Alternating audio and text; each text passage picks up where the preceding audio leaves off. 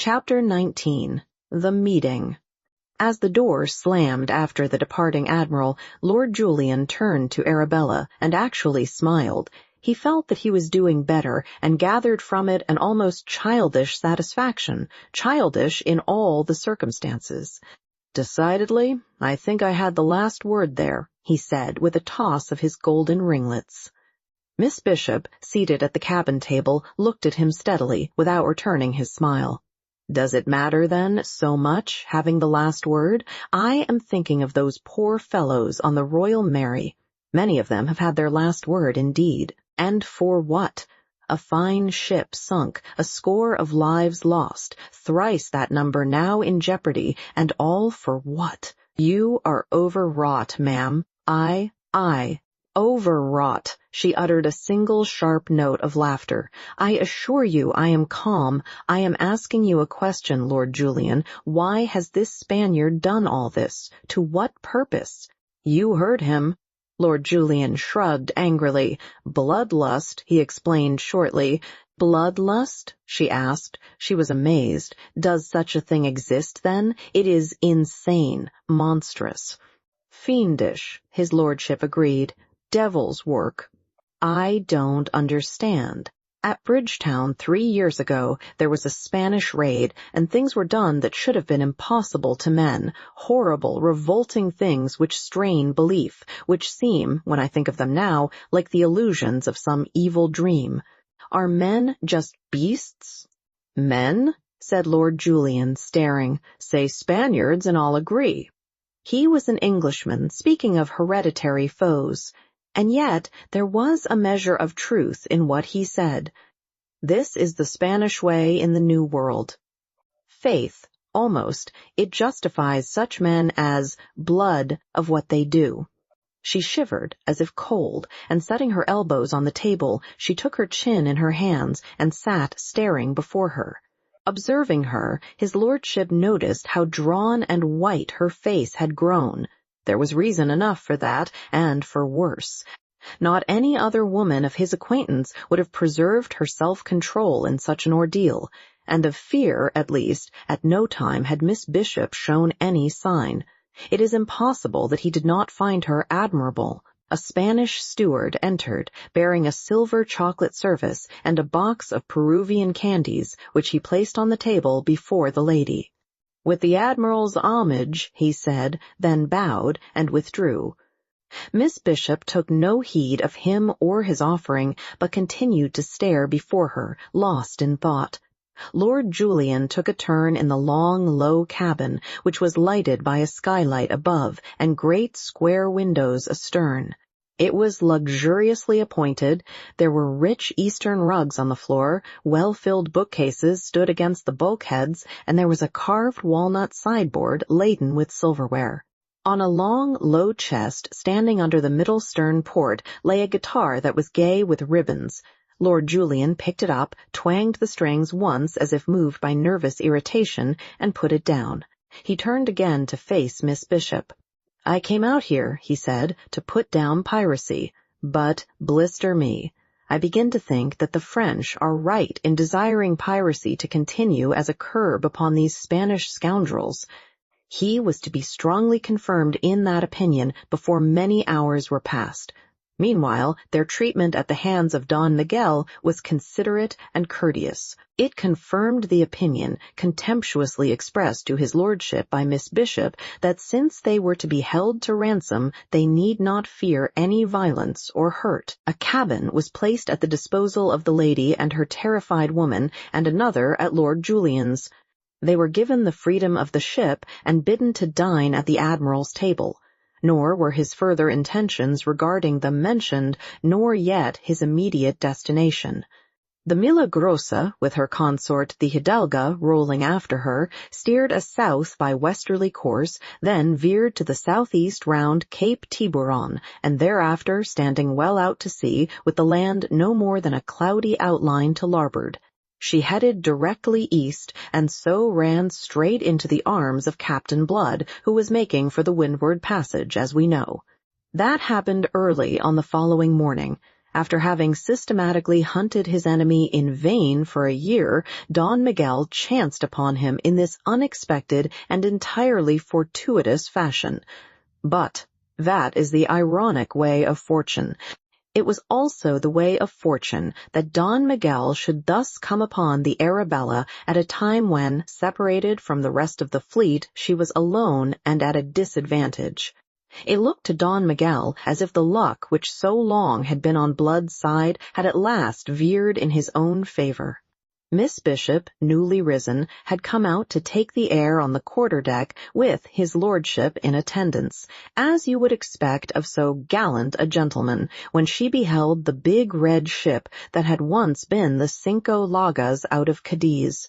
The vessel was bearing down upon them, her mountains of snowy canvas bellying forward, the long pennon with the cross of St. George. Fluttering from her main truck in the morning breeze, the gilded portholes in her red hull and the gilded beakhead aflash in the morning sun. Miss Bishop was not to recognize this for that same Cinco Llagas which she had seen once before, on a tragic day in Barbados 3 years ago. To her it was just a great ship that was heading resolutely, majestically, towards them, and an Englishman to judge by the pennon she was flying. The sight thrilled her curiously. It awoke in her an uplifting sense of pride that took no account of the danger to herself in the encounter that must now be inevitable.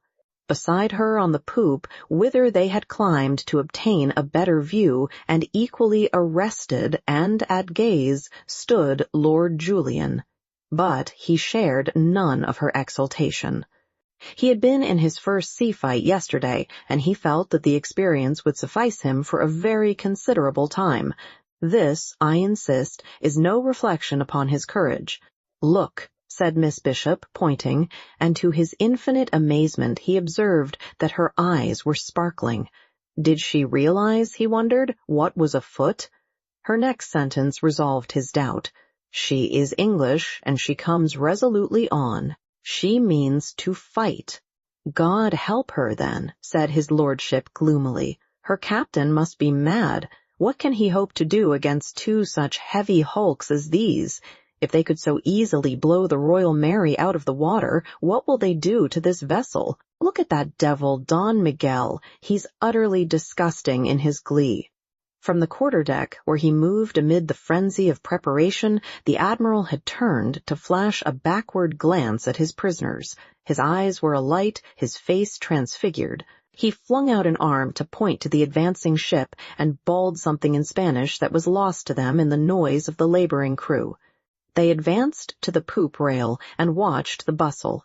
Telescope in hand on the quarter-deck, Don Miguel was issuing his orders. Already the gunners were kindling their matches. Sailors were aloft, taking in sail. Others were spreading a stout rope net above the waist as a protection against falling spars.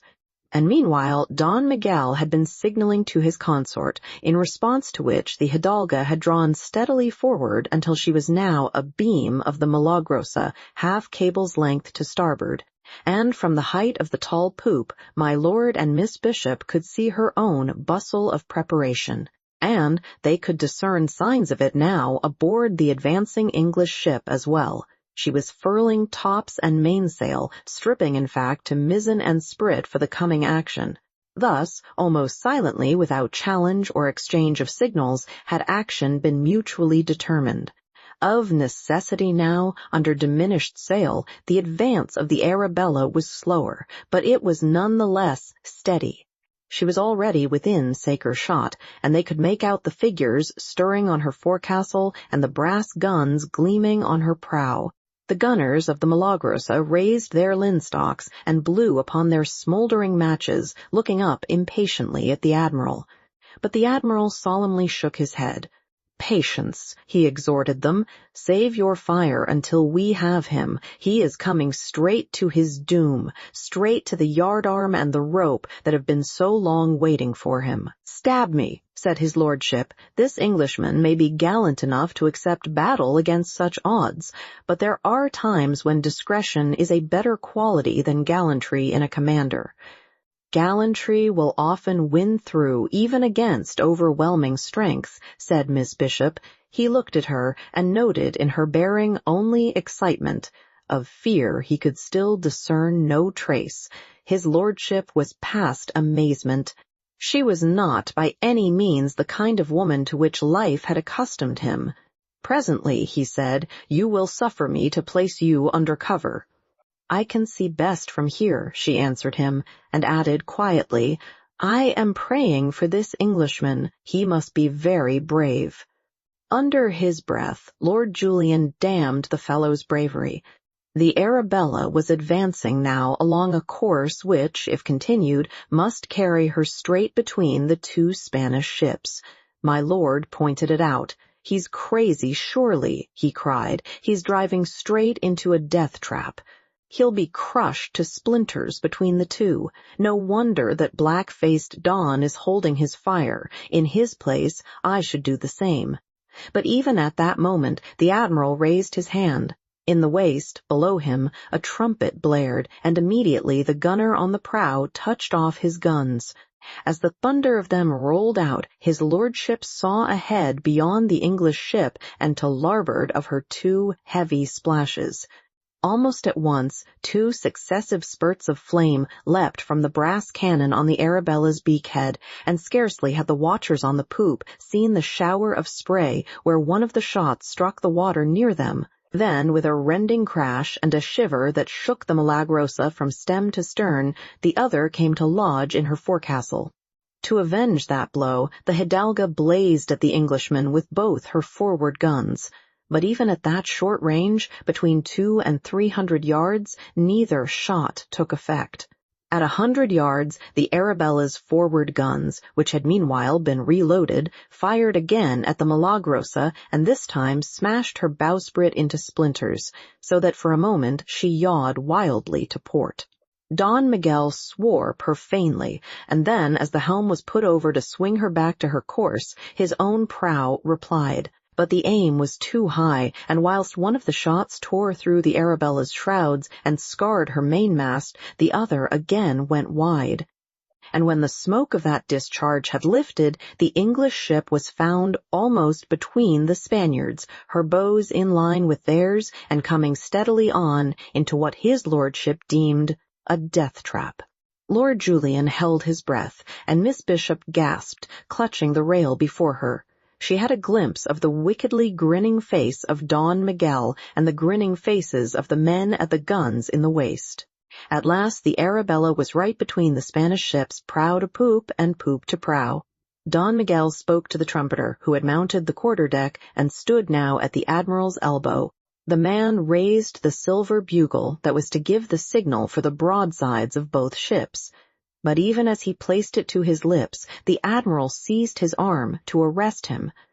Only then had he perceived what was so obvious, or should have been to an experienced sea-fighter. He had delayed too long, and Captain Blood had outmaneuvered him. In attempting to fire now upon the Englishman, the Milagrosa and her consort would also be firing into each other. Too late, he ordered his helmsman to put the tiller hard over and swing the ship to larboard as a preliminary to maneuvering for a less impossible position of attack. At that very moment, the Arabella seemed to explode as she swept by. 18 guns from each of her flanks emptied themselves at that point-blank range into the hulls of the two Spanish vessels.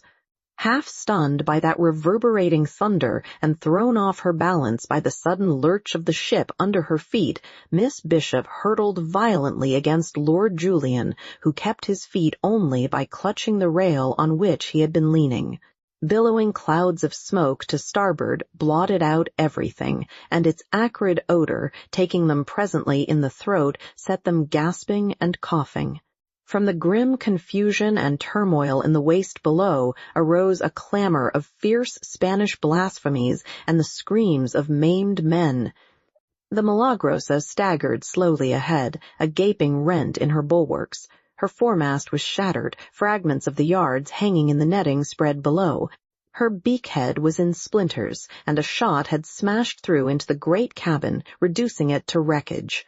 Don Miguel was bawling orders wildly and peering ever and anon through the curtain of smoke that was drifting slowly astern in his anxiety to ascertain how it might have fared with the Hidalga. Suddenly, and ghostly at first, through that lifting haze, loomed the outline of a ship. Gradually, the lines of her red hull became more and more sharply defined as she swept nearer with poles all bare save for the spread of canvas on her sprit. Instead of holding to her course as Don Miguel had expected she would, the Arabella had gone about under cover of the smoke, and sailing now in the same direction as the Milagrosa was converging sharply upon her across the wind. So sharply that almost before the frenzied Don Miguel had realized the situation, his vessel staggered under the rending impact with which the other came hurtling alongside. There was a rattle and clank of metal as a dozen grapnels fell and tore and caught in the timbers of the Milagrosa, and the Spaniard was firmly gripped in the tentacles of the English ship. Beyond her, and now well astern, the veil of smoke was rent at last, and the Hidalga was revealed in desperate case. She was bilging fast, with an ominous list to larboard, and it could be no more than a question of moments before she settled down. The attention of her hands was being entirely given to a desperate endeavor to launch the boats in time.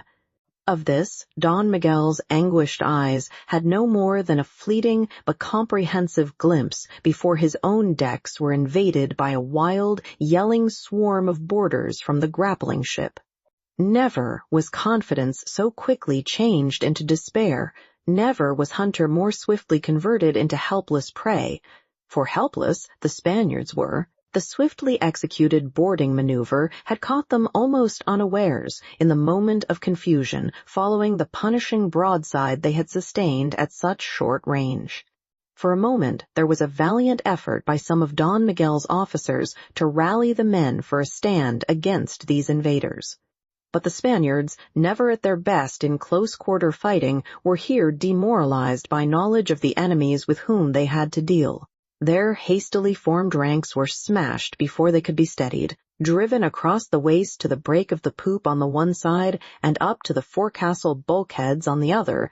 The fighting resolved itself into a series of skirmishes between groups, and whilst this was doing above, another horde of buccaneers swarmed through the hatch to the main deck below to overpower the gun crews at their stations there. On the quarter-deck, towards which an overwhelming wave of buccaneers was sweeping, led by a one-eyed giant who was naked to the waist, stood Don Miguel, numbed by despair and rage. Above and behind him on the poop, Lord Julian and Miss Bishop looked on, his lordship aghast at the fury of this cooped-up fighting, the lady's brave calm conquered at last by horror, so that she reeled there sick and faint. Soon, however, the rage of that brief fight was spent. They saw the banner of Castile come fluttering down from the masthead. A buccaneer had slashed the halyard with his cutlass. The boarders were in possession, and on the upper deck groups of disarmed Spaniards stood huddled now like herded sheep. Suddenly, Miss Bishop recovered from her nausea to lean forward staring wild-eyed, whilst, if possible, her cheeks turned yet a deadlier hue than they had been already. Picking his way daintily through that shambles in the waist came a tall man with a deeply tanned face that was shaded by a Spanish headpiece. He was armed in back and breast of black steel, beautifully damascened with golden arabesques. Over this, like a stole, he wore a sling of scarlet silk, from each end of which hung a silver-mounted pistol. Up the broad companion to the quarter-deck he came, toying with easy assurance, until he stood before the Spanish admiral. Then he bowed stiff and formally. A crisp, metallic voice, speaking perfect Spanish, reached those two spectators on the poop and increased the admiring wonder in which Lord Julian had observed the man's approach. "We meet again at last, Don Miguel," it said. "I hope you are satisfied. Although the meeting may not be exactly as you pictured it, at least it has been very ardently sought and desired by you." Speechless, Livid of face, his mouth distorted and his breathing labored, Don Miguel de Espinosa received the irony of that man to whom he attributed his ruin and more beside. Then he uttered an inarticulate cry of rage, and his hand swept to his sword. But even as his fingers closed upon the hilt, the others closed upon his wrist to arrest the action. "Calm, Don Miguel," he was quietly but firmly enjoined. "Do not recklessly invite the ugly extremes such as you would, yourself, have practiced had the situation been reversed." A moment they stood, looking into each other's eyes. "What do you intend by me?" the Spaniard inquired at last, his voice hoarse. Captain Blood shrugged. The firm lips smiled a little. "All that I intend has been already accomplished, and lest it increase your rancor, I beg you to observe that you have brought it entirely upon yourself. You would have it so." He turned and pointed to the boats, which his men were heaving from the boom amidships. "Your boats are being launched. You are at liberty to embark in them with your men before we scuttle this ship. Yonder are the shores of Hispaniola. You should make them safely. And if you'll take my advice, sir, you'll not hunt me again. I think I am unlucky to you. Get you home to Spain, Don Miguel, and to concerns that you understand better than this trade of the sea." For a long moment the defeated admiral continued to stare his hatred in silence. Then, still without speaking, he went down the companion, staggering like a drunken man, his useless rapier clattering behind him. His conqueror, who had not even troubled to disarm him, watched him go, then turned and faced those two immediately above him on the poop. Lord Julian might have observed, had he been less taken up with other things, that the fellow seemed suddenly to stiffen, and that he turned pale under his deep tan. A moment he stood at gaze. Then suddenly and swiftly he came up the steps. Lord Julian stood forward to meet him. "You don't mean, sir, that you'll let that Spanish scoundrel go free?" he cried. The gentleman in the black corselet appeared to become aware of his lordship for the first time. "And who the devil may you be?" he asked, with a marked Irish accent. "And what business may it be of yours at all?" His lordship conceived that the fellow's truculence and utter lack of proper deference must be corrected. "I am Lord Julian Wade," he announced with that object. Apparently the announcement made no impression. "Are you indeed? Then perhaps you'll explain what the plague you're doing aboard this ship." Lord Julian controlled himself to afford the desired explanation. He did so shortly and impatiently.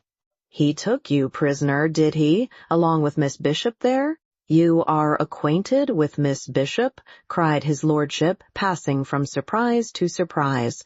But this mannerless fellow had stepped past him and was making a leg to the lady, who, on her side, remained unresponsive and forbidding to the point of scorn. Observing this, he turned to answer Lord Julian's question. "I had that honor once," said he, "but it seems that Miss Bishop has a shorter memory."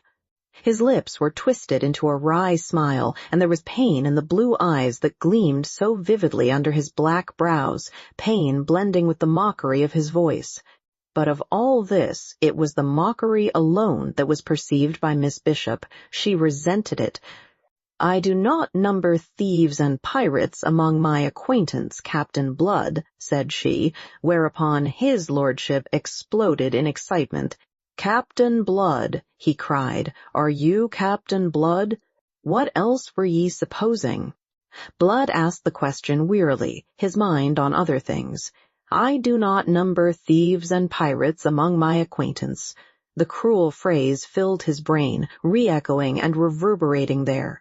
But Lord Julian would not be denied. He caught him by the sleeve with one hand, whilst with the other he pointed after the retreating, dejected figure of Don Miguel.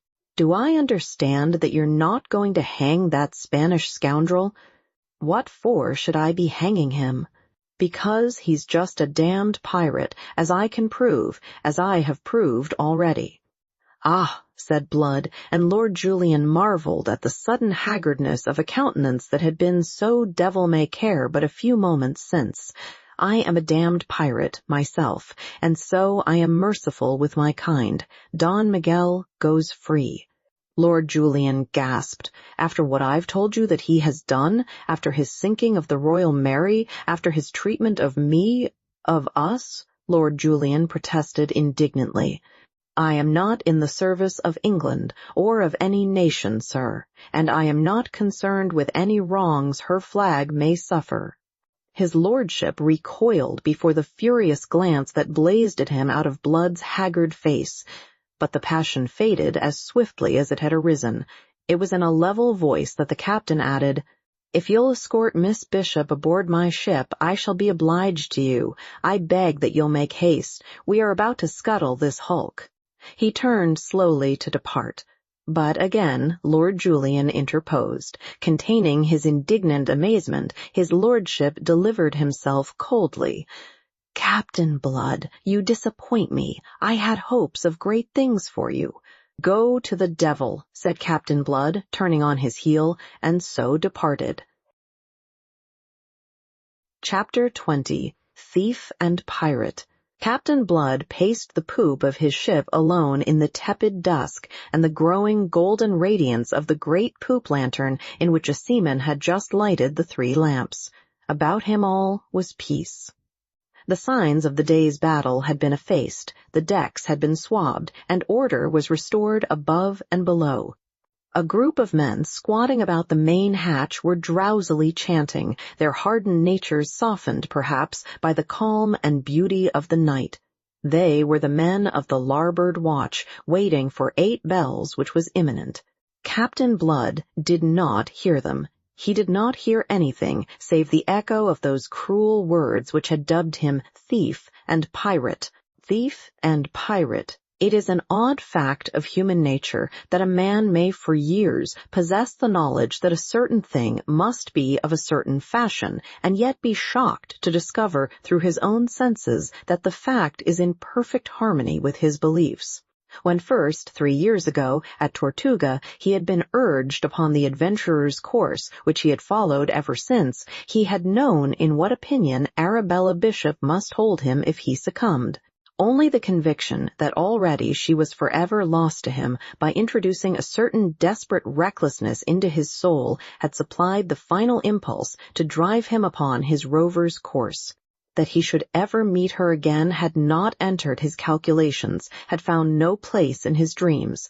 They were, he conceived, irrevocably and forever parted. Yet, in spite of this, in spite even of the persuasion that to her, this reflection that was his torment, could bring no regrets, he had kept the thought of her ever before him in all those wild years of filibustering. He had used it as a curb not only upon himself, but also upon those who followed him.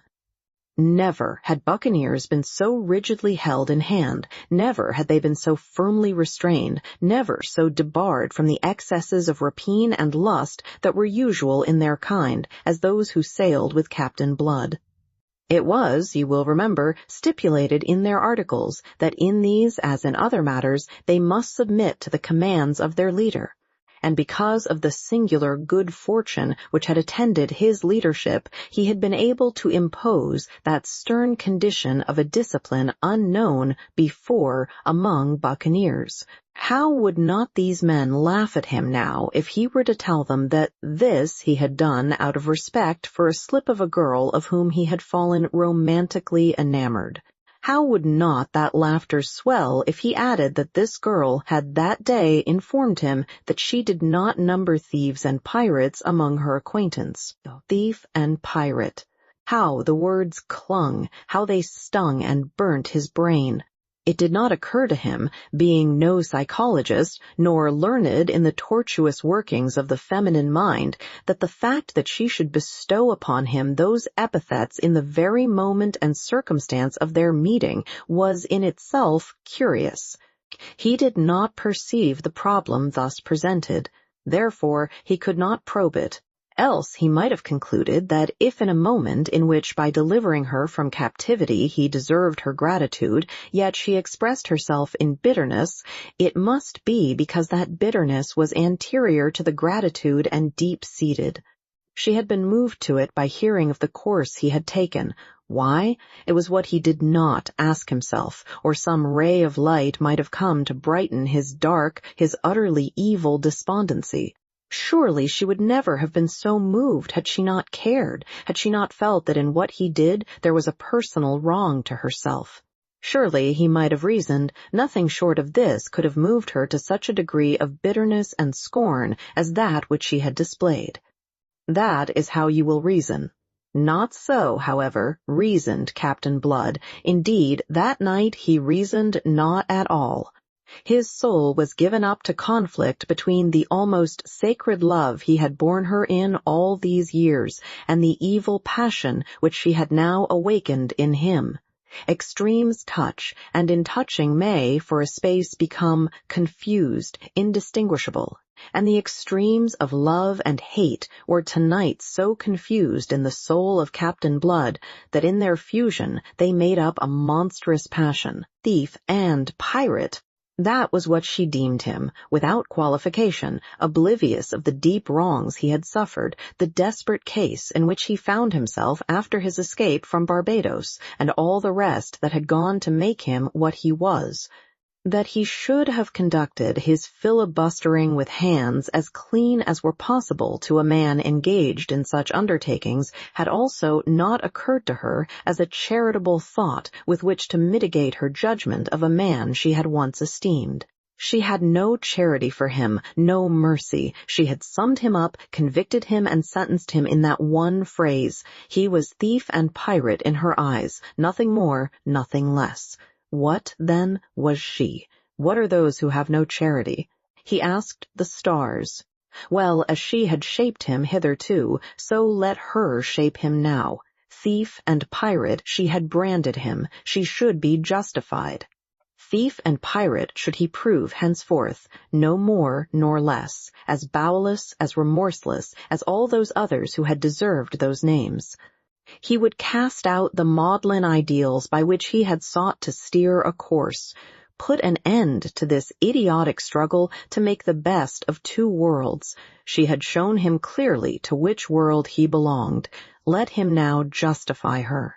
She was aboard his ship, in his power, and he desired her. He laughed softly, jeeringly, as he leaned on the taffrail, looking down at the phosphorescent gleam in the ship's wake, and his own laughter startled him by its evil note. He checked suddenly and shivered. A sob broke from him to end that ribald burst of mirth. He took his face in his hands and found a chill moisture on his brow. Meanwhile, Lord Julian, who knew the feminine part of humanity rather better than Captain Blood, was engaged in solving the curious problem that had so completely escaped the buccaneer. He was spurred to it, I suspect, by certain vague stirrings of jealousy. Miss Bishop's conduct in the perils through which they had come had brought him at last to perceive that a woman may lack the simpering graces of cultured femininity, and yet, because of that lack, be the more admirable. He wondered what precisely might have been her earlier relations with Captain Blood, and was conscious of a certain uneasiness which urged him now to probe the matter. His lordship's pale, dreamy eyes had, as I have said, a habit of observing things, and his wits were tolerably acute. He was blaming himself now for not having observed certain things before, or, at least, for not having studied them more closely, and he was busily connecting them with more recent observations made that very day. He had observed, for instance, that Blood's ship was named the Arabella, and he knew that Arabella was Miss Bishop's name. And he had observed all the odd particulars of the meeting of Captain Blood and Miss Bishop, and the curious change that meeting had wrought in each. The lady had been monstrously uncivil to the captain. It was a very foolish attitude for a lady in her circumstances to adopt towards a man in Blood's, and his lordship could not imagine Miss Bishop as normally foolish. Yet, in spite of her rudeness, in spite of the fact that she was the niece of a man whom Blood must regard as his enemy, Miss Bishop and his lordship had been shown the utmost consideration aboard the captain's ship. A cabin had been placed at the disposal of each, to which their scanty remaining belongings and Miss Bishop's woman had been duly transferred. They were given the freedom of the great cabin, and they had sat down to table with Pitt, the master, and Wolverstone, who was Blood's lieutenant, both of whom had shown them the utmost courtesy. Also, there was the fact that Blood himself had kept almost studiously from intruding upon them. His lordship's mind went swiftly but carefully down these avenues of thought, observing and connecting. Having exhausted them, he decided to seek additional information from Miss Bishop. For this, he must wait until Pitt and Wolverstone should have withdrawn. He was hardly made to wait so long, for as Pitt rose from table to follow Wolverstone, who had already departed, Miss Bishop detained him with a question. "Mr. Pitt," she asked, "were you not one of those who escaped from Barbados with Captain Blood?" "I was. I, too, was one of your uncle's slaves." "And you have been with Captain Blood ever since?" "His shipmaster always, ma'am." She nodded. She was very calm and self-contained. But his lordship observed that she was unusually pale, though considering what she had that day undergone, this afforded no matter for wonder. "Did you ever sail with a Frenchman named Cahusac?" "Cahusac," Pitt laughed. The name evoked a ridiculous memory. "Aye, he was with us at Maracaibo." "And another Frenchman named Levasseur?" His lordship marveled at her memory of these names. "Aye, Cahusac was Levasseur's lieutenant until he died." "Until who died?" "Levasseur. He was killed on one of the Virgin Islands 2 years ago." There was a pause. Then, in an even quieter voice than before, Miss Bishop asked, "Who killed him?" Pitt answered readily. There was no reason why he should not, though he began to find the catechism intriguing. "Captain Blood killed him." "Why?" Pitt hesitated. It was not a tale for a maid's ears. "They quarreled," he said shortly. "Was it about a lady?" Miss Bishop relentlessly pursued him. "You might put it that way." "What was the lady's name?" Pitt's eyebrows went up. Still he answered. "Miss d'Ogeron. She was the daughter of the governor of Tortuga. She had gone off with this fellow Levasseur, and Peter delivered her out of his dirty clutches. He was a black-hearted scoundrel, and deserved what Peter gave him." "I see. And yet Captain Blood has not married her?" "Not yet," laughed Pitt, who knew the utter groundlessness of the common gossip in Tortuga, which pronounced M.D. Ogeron, the captain's future wife. Miss Bishop nodded in silence, and Jeremy Pitt turned to depart, relieved that the catechism was ended. He paused in the doorway to impart a piece of information. "Maybe it'll comfort you to know that the captain has altered our course for your benefit. It's his intention to put you both ashore on the coast of Jamaica, as near Port Royal as we dare venture. We've gone about, and if this wind holds, you'll soon be home again, mistress." "Vastly obliging of him," drawled his lordship, seeing that Miss Bishop made no shift to answer. Sombre-eyed, she sat, staring into vacancy. "Indeed, ye may say so," Pitt agreed. "He's taking risks that few would take in his place, but that's always been his way." He went out, leaving his lordship pensive, those dreamy blue eyes of his intently studying Miss Bishop's face for all their dreaminess, his mind increasingly uneasy. At length Miss Bishop looked at him and spoke. "Your Cahusac told you no more than the truth, it seems." "I perceived that you were testing it," said his lordship. "I am wondering precisely why." Receiving no answer, he continued to observe her silently, his long tapering fingers toying with a ringlet of the golden periwig in which his long face was set. Miss Bishop sat bemused, her brows knit, her brooding glance seeming to study the fine Spanish point that edged the tablecloth. At last his lordship broke the silence. "He amazes me, this man," said he, in his slow, languid voice that never seemed to change its level. "That he should alter his course for us is in itself matter for wonder, but that he should take a risk on our behalf, that he should venture into Jamaica waters, it amazes me, as I have said. Miss Bishop raised her eyes and looked at him. She appeared to be very thoughtful. Then her lip flickered curiously, almost scornfully, it seemed to him. Her slender fingers drummed the table. "What is still more amazing is that he does not hold us to ransom," said she at last. "It's what you deserve. Oh, and why, if you please?" "For speaking to him as you did. I usually call things by their names." "Do you? Stab me! I shouldn't boast of it. It argues either extreme youth or extreme foolishness. His lordship, you see, belonged to my Lord Sunderland's school of philosophy," he added after a moment. "So does the display of ingratitude." A faint color stirred in her cheeks. "Your lordship is evidently aggrieved with me. I am disconsolate. I hope your lordship's grievance is sounder than your views of life." "It is news to me that ingratitude is a fault only to be found in the young and the foolish." "I didn't say so, ma'am." There was a tartness in his tone evoked by the tartness she had used. "If you would do me the honor to listen, you would not misapprehend me. For if, unlike you, I do not always say precisely what I think, at least I say precisely what I wish to convey. To be ungrateful may be human, but to display it is childish. I don't think I understand." Her brows were knit. "How have I been ungrateful, and to whom?" "To whom?" "To Captain Blood. Didn't he come to our rescue?" "Did he?" Her manner was frigid. "I wasn't aware that he knew of our presence aboard the Milagrosa." His lordship permitted himself the slightest gesture of impatience. "You are probably aware that he delivered us," said he. "And living as you have done in these savage places of the world, you can hardly fail to be aware of what is known even in England, that this fellow Blood strictly confines himself to making war upon the Spaniards. So that to call him thief and pirate as you did was to overstate the case against him at a time when it would have been more prudent to have understated it." "Prudence?" Her voice was scornful. "What have I to do with prudence?"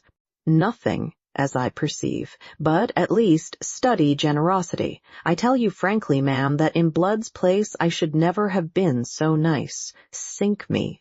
When you consider what he has suffered at the hands of his fellow countrymen, you may marvel with me that he should trouble to discriminate between Spanish and English, to be sold into slavery. Ugh!" His lordship shuddered. "And to a damned colonial planter." He checked abruptly. "I beg your pardon, Miss Bishop, for the moment. You were carried away by your heat in defense of this sea robber." Miss Bishop's scorn was almost fierce. His lordship stared at her again.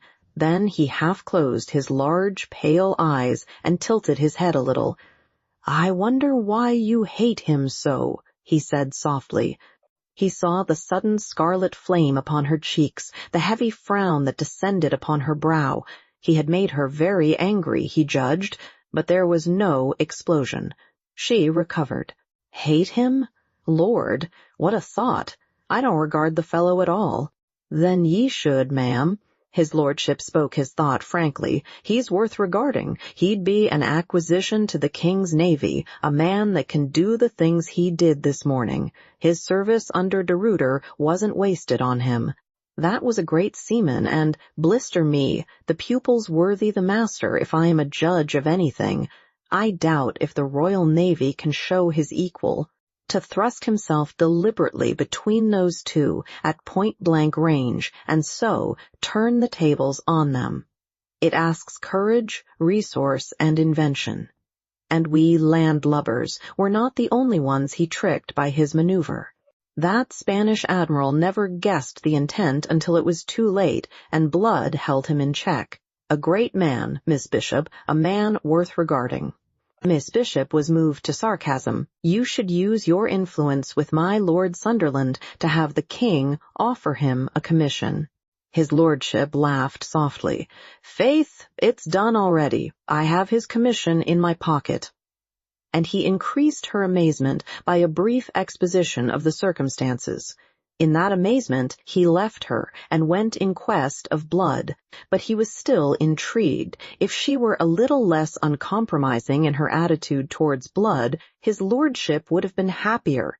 He found the captain pacing the quarterdeck, a man mentally exhausted from wrestling with the devil, although of this particular occupation his lordship could have no possible suspicion. With the amiable familiarity he used, Lord Julian slipped an arm through one of the captain's and fell into step beside him. "What's this?" snapped Blood, whose mood was fierce and raw. His lordship was not disturbed. "I desire, sir, that we be friends," said he suavely. "That's mighty condescending of you." Lord Julian ignored the obvious sarcasm. "It's an odd coincidence that we should have been brought together in this fashion, considering that I came out to the Indies especially to seek you." "You're not by any means the first to do that," the other scoffed, "but they've mainly been Spaniards, and they hadn't your luck." "You misapprehend me completely," said Lord Julian, and on that he proceeded to explain himself and his mission. When he had done, Captain Blood, who until that moment had stood still under the spell of his astonishment, disengaged his arm from his lordship's and stood squarely before him. "You're my guest aboard this ship," said he, "and I still have some notion of decent behavior left me from other days, thief and pirate though I may be. So I'll not be telling you what I think of you for daring to bring me this offer, or of my Lord Sunderland, since he's your kinsman for having the impudence to send it. But it does not surprise me at all that one who is a minister of James Stuart's should conceive that every man is to be seduced by bribes into betraying those who trust him." He flung out an arm in the direction of the waist, whence came the half-melancholy chant of the lounging buccaneers. "Again you misapprehend me," cried Lord Julian, between concern and indignation. "That is not intended. Your followers will be included in your commission." "And do ye think they'll go with me to hunt their brethren, the brethren of the coast? On my soul, Lord Julian, it is yourself does the misapprehending. Are there not even notions of honor left in England? Oh, and there's more to it than that even. Do you think I could take a commission of King James's? I tell you I wouldn't be soiling my hands with it, thief and pirate's hands though they be. Thief and pirate is what you heard Miss Bishop call me today, a thing of scorn, an outcast. And who made me that? Who made me thief and pirate?" "If you were a rebel," his lordship was beginning, "ye must know that I was no such thing, no rebel at all. It wasn't even pretended. If it were, I could forgive them, but not even that cloak could they cast upon their foulness. Oh no, there was no mistake. I was convicted for what I did, neither more nor less. That bloody vampire Jeffreys, bad cess to him, sentenced me to death, and his worthy master James Stuart afterwards sent me into slavery because I had performed an act of mercy. Because compassionately and without thought for creed or politics, I had sought to relieve the sufferings of a fellow creature. Because I had dressed the wounds of a man who was convicted of treason. That was all my offense. You'll find it in the records. And for that I was sold into slavery, because by the law of England, as administered by James Stuart in violation of the laws of God, who harbors or comforts a rebel is himself adjudged guilty of rebellion. D'ye dream, man, what it is to be a slave?" He checked suddenly at the very height of his passion. A moment he paused, then cast it from him as if it had been a cloak. His voice sank again. He uttered a little laugh of weariness and contempt. "But there, I grow hot for nothing at all. I explain myself, I think, and God knows it is not my custom. I am grateful to you, Lord Julian, for your kindly intentions. I am so, but ye'll understand, perhaps, ye look as if ye might." Lord Julian stood still. He was deeply stricken by the other's words, the passionate, eloquent outburst that in a few sharp, clear-cut strokes had so convincingly presented the man's bitter case against humanity, his complete apologia and justification for all that could be laid to his charge. His lordship looked at that keen, intrepid face, gleaming lividly in the light of the great poop lantern, and his own eyes were troubled. He was abashed. He fetched a heavy sigh. "A pity," he said slowly. "Oh, blister me, a cursed pity." He held out his hand, moved to it on a sudden generous impulse. "But no offense between us, Captain Blood." "Oh, no offense. But I'm a thief and a pirate." He laughed without mirth and, disregarding the proffered hand, swung on his heel. Lord Julian stood a moment, watching the tall figure as it moved away towards the taffrail. Then, letting his arms fall helplessly to his sides in dejection, he departed. Just within the doorway of the alley leading to the cabin, he ran into Miss Bishop. Yet she had not been coming out, for her back was towards him, and she was moving in the same direction. He followed her, his mind too full of Captain Blood to be concerned just then with her movements. In the cabin he flung into a chair and exploded with a violence altogether foreign to his nature. Damn if ever I met a man I liked better, or even a man I liked as well, yet there's nothing to be done with him. "So I heard," she admitted in a small voice. She was very white, and she kept her eyes upon her folded hands. He looked up in surprise, and then sat conning her with brooding glance. "I wonder now," he said presently, "if the mischief is of your working. Your words have rankled with him. He threw them at me again and again. He wouldn't take the king's commission. He wouldn't take my hand even. What's to be done with a fellow like that? He'll end on a yardarm for all his luck. And the quixotic fool is running into danger at the present moment on our behalf." "How?" she asked him with a sudden startled interest. "How? Have you forgotten that he's sailing to Jamaica, and that Jamaica is the headquarters of the English fleet? True, your uncle commands it." She leaned across the table to interrupt him, and he observed that her breathing had grown labored, that her eyes were dilating in alarm. "But there is no hope for him in that," she cried. "Oh, don't imagine it. He has no bitterer enemy in the world. My uncle is a hard, unforgiving man. I believe that it was nothing but the hope of taking and hanging Captain Blood that made my uncle leave his Barbados plantations to accept the deputy governorship of Jamaica. Captain Blood doesn't know that, of course." She paused with a little gesture of helplessness.